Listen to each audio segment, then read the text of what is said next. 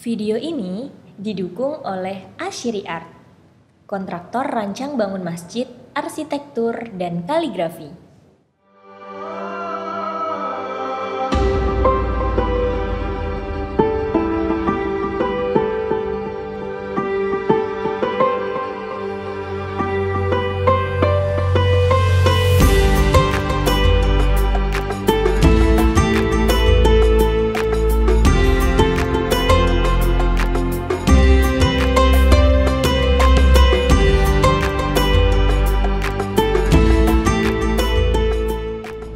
Assalamualaikum warahmatullahi wabarakatuh. A'udzubillahi minasyaitonirrajim. Bismillahirrahmanirrahim. Alhamdulillahirabbil alamin wa bihi nasta'inu ala umurid dunya waddin. Wassalatu wassalamu ala asrofil anbiya'i wa imamil mursalin sayyidina wa maulana Muhammadin wa ala alihi wa ashabihi ajmain. Amma ba'd. Teman-teman santri dan santriwati Pasaran kaligrafi angkatan tahun 2002 gitu.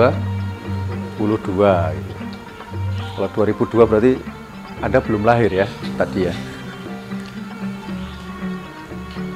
Mudah-mudahan pada kesempatan malam hari ini Anda tetap bugar, sehat, dan disiapkan mental yang kuat. Karena kalau materi kaligrafi saya itu mulai dari habis tarawih sampai menjelang sahur biasanya. Dan santri alhamdulillah mulai dari awal sampai akhir itu ikut melongo, domblong, delok, dan memperhatikan dengan seksama. Yang sebelum-sebelumnya itu seperti itu. Aku juga nggak tahu itu energi apa yang bisa membuat mereka itu kuat. Tentu tidak lain dan tidak bukan karena apa? Karena cinta. Cinta itu kan luar biasa itu. Kalau laki-laki yang model yang zaman dulu kan, laut akan saya seberangi, gitu. Gunung akan aku daki. Padahal janjinya ya nggak mungkin gitu. Itu hanya bagian dari ungkapan seorang pecinta itu. Jadi yang nggak mungkin itu bisa jadi mungkin.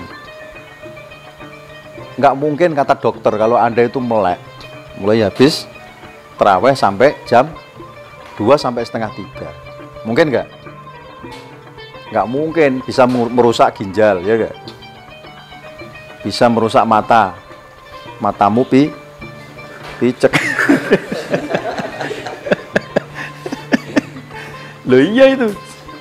Kalau dokter kan begitu ngomongnya, istirahat yang cukup, ya tidur jam 9, nanti bangun jam 5, kan ya itu normalnya, gitu. Dan Anda ini manusia-manusia nggak normal sebenarnya ini. Orang-orang gila yang ada di sini itu hanya orang-orang gila. Gurunya juga gila. Jadi tidak normal. Hidup Anda ini sudah nggak normal. Sejak Anda masuk ke sini itu sebenarnya Anda mentakdirkan diri Anda untuk tidak normal kok. Bahkan pengen jadi gila kok. Setuju nggak? Teman-teman yang ada di sini sebenarnya gila nggak? Sadar nggak kalau Anda ini gila sih sebenarnya? Loh, kok nggak gila itu? Dari Rio datang ke sini ngapain coba? Dari Jambi, dari Bandung, ya kan, dari Madura. Tapi insya Allah Madura kalau dulu terkenal celuritnya, sekarang terkenal kaligrafinya, luar biasa itu. Loh kenapa kok saya bilang begitu? Loh setiap tahun tuh anak Madura itu ada 5, ada 6 yang ikut pasaran di sini. Loh heran saya ini, jangan-jangan nanti kaligrafi ini pindah ke Madura ini mas. Iya kan? Dulu belum ada itu, Madura kaligrafer itu belum ada. Nah di sini tempatnya ini, kita belajar seni, belajar kaligrafi, arsitektur, entrepreneur, istilahnya sekarang teknopreneur, karena penggabungan antara entrepreneur dan teknologi. Saya tuh kadang sering prihatin, ini sharing ya, sering prihatin, dan mudah-mudahan Anda ini juga memahami apa yang jadi kegelisahan saya atau keprihatinan saya. Apa itu Ustaz? Santri-santri itu harus berdikari, setuju nggak? Setuju mas? Berdikari, santri? Berdikari, santri harus kaya, setuju? Santri harus punya penghasilan sendiri, setuju? Setuju mas? Setuju. Kalau santri miskin itu, Anda setuju juga? Nggak setuju. Sudah bukan zamannya. Loh kenapa saya ngomong begitu? Berkali-kali saya ngomong. santri itu harus berdikari, santri itu harus kaya, santri itu harus mapan. Ada dasarnya. Imam Syafi'i dulu ketemu Imam Malik pertama kali itu sempat ragu itu loh.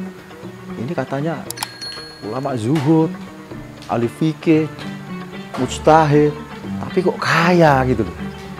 Rodanya itu loh, pedatinya Imam Malik itu dari emas loh mas, saking kayanya. Kalau istilah sekarang itu perusahaan itu banyak, hartanya di mana-mana. Mobil Alphard ada, mobil ini, mobil itu ada.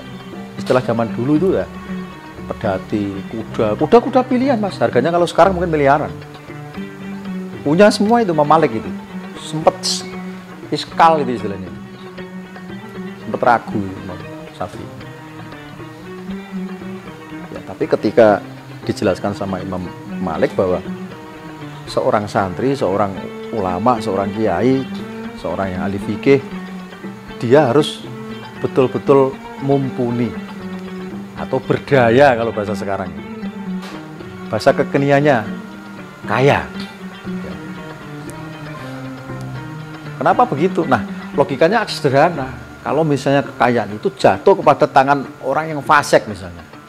Orang kaya tapi fasik, pelit, medit, cetidil, ya kan? Kira-kira harta itu bermanfaat nggak? Tapi coba kalau jatuh kepada tangan orang yang kaya, ya dermawan, alim ulama, harta itu ada manfaatnya nggak? Rawan nggak kira-kira digunakan untuk hal-hal yang tidak baik, untuk maksiat misalnya? Nggak ada kan? Karena beliau orang alim, beliau kiai, beliau ulama. Nah, santri, kenapa harus kaya ya? Disitulah letaknya. Kalau santri yang megang duit, kira-kira santri itu mau bikin usaha tempat karaoke gak kira-kira? Sananya bisnis prostitusi, ya nggak mungkin. Logika saya nggak mungkin pasti dia takut sama Allah. Wah ya Allah, saya masa bisnis prostitusi, masa saya jual beli perempuan, saya itu pernah mondok, ya kan? Mondok di mana mas? Di Maduranya? Miftahul Ulum. Kiaimu pasti menjerit-jerit dan meronta-ronta di alam kubur. Kowe disumpahi mesti. Tapi kalau kita cerna dan kita perhatikan itu betul. Dari dasar itulah, ya kan, akhirnya lahir PSKQ, mas. PSKQ ini lahir ini bukan karena karepe saya dewi, bukan karena kemauan saya pribadi. Ada ceritanya. Tahun 2002, ya 2002 loh ya, bukan 2022 tadi ya. 2002 saya itu sowan sama guru saya, Mbah Datuk Muhammad Sokram almarhum. Ya, Al-Fatihah untuk beliau. Iya kan.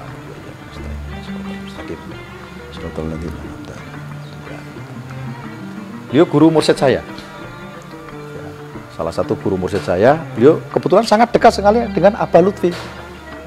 Dikenal dengan Habib Lutfi Pekalongan. Siapa yang kenal Habib Lutfi? Ada yang nggak kenal? Sini. Insya Allah semua kenal.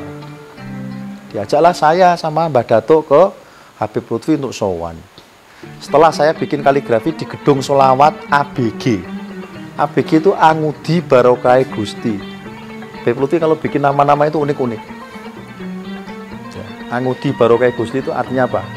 Mencari ya berkahnya Allah. Hidup kita ini kalau nggak berkah itu gimana coba? Sengsara nggak? Bisa jadi kamu kaya tapi nggak berkah, sengsara mas. Habib Lutfi mengajak kita untuk hidup itu berkah, prasojo, apa adanya, dan bermanfaat. Kalau berkah biasanya bermanfaat.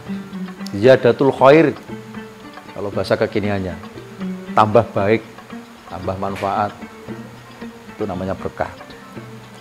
Singkat cerita, Habib Lutfi ngomong sama saya, Mas Asiri, sampean bikinlah kaligrafi itu jangan hanya di dinding.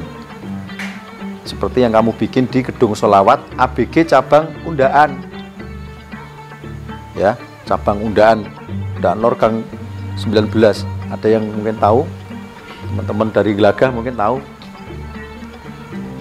Tapi dikembangkan dalam bentuk lain, kulit, kuningan.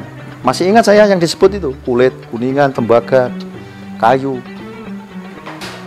Nah, kalau sekarang mungkin Habib Lutfi mungkin bisa ngomong GRC, ya nggak? Bisa ngomong apa lagi?